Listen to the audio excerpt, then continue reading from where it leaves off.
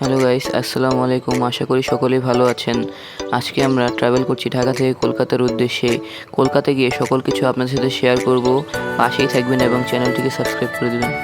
আমরা বাসে উঠেছিলাম মাওয়া টোল প্লাজার সামনে থেকে এবং আমরা ট্রাভেল করেছিলাম সৌহার্দ্য নামের বাসে।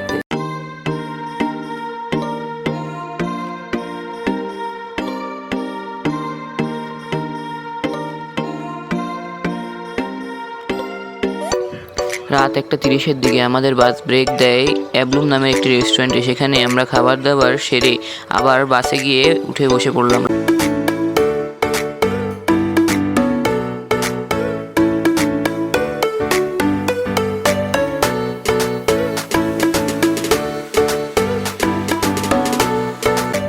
রাত 3:40-এর দিকে আমরা বেনাপোল বর্ডারে পৌঁছাই।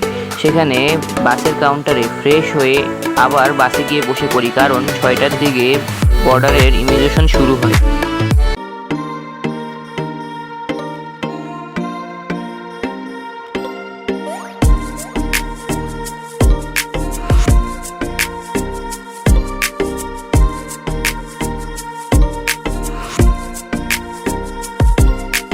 যারা কাটা গাড়িতে যাতায়াত করে তাদেরকে এভাবে শত শত মানুষের লাইনে দাঁড়িয়ে থাকতে হয়।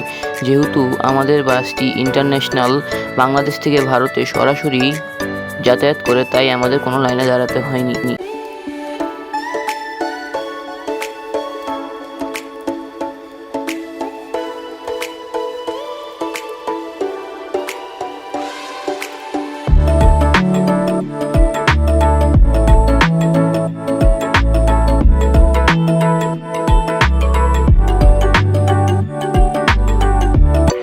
বাংলাদেশের ইমিগ্রেশন শেষের পর আমাদের বলা হলো এই মঞ্চে বসার জন্য।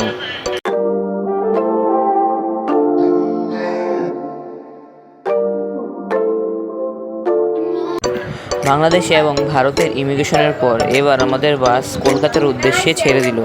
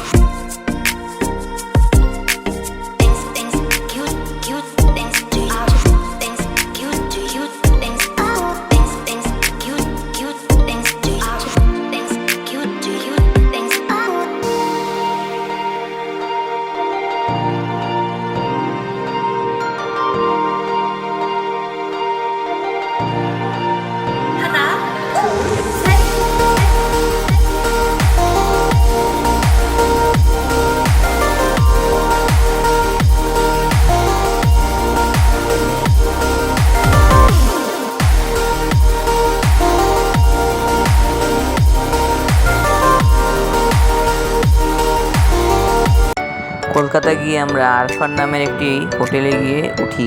সেখানকার অবস্থা মোটামুটি ভালোই ছিল।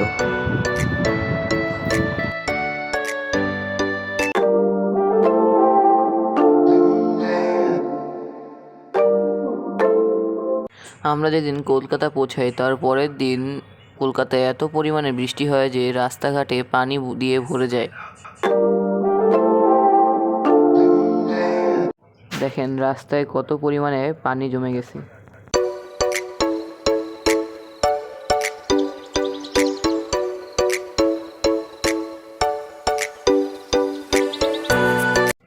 যেদিন বৃষ্টি হয় তার পরের দিন আমরা কলকাতায় ঘুরতে বের হয়ে গেলাম।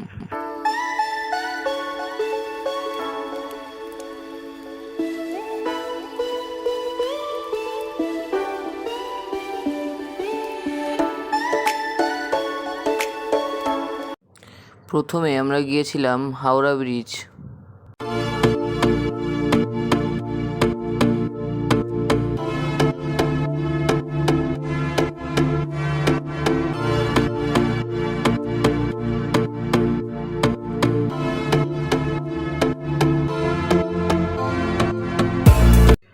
তারপর আমরা গেলাম Howrah railway station.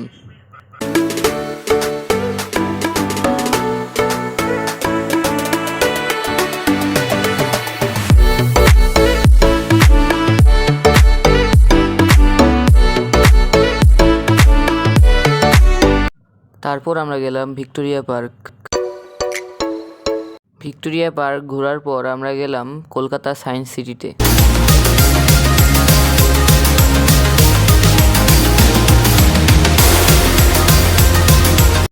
Kolkata science city ঘোরার পর আমরা চলে গেলাম ইকো পার্কে।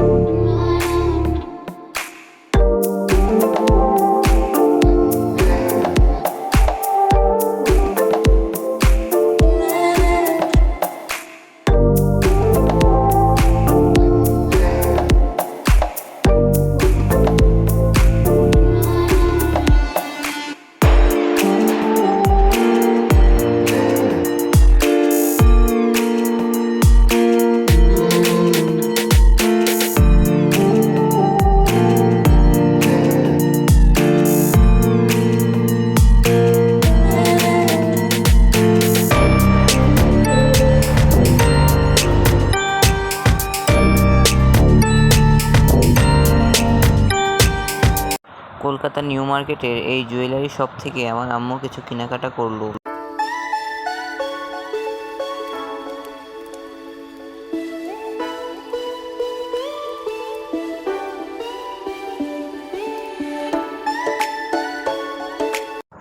আজকের ভিডিওটি এই পর্যন্তই। যদি ভিডিওটি ভালো লেগে থাকে তাহলে ভিডিওটিকে লাইক এবং চ্যানেলটিকে সাবস্ক্রাইব করে দিবেন। বাই।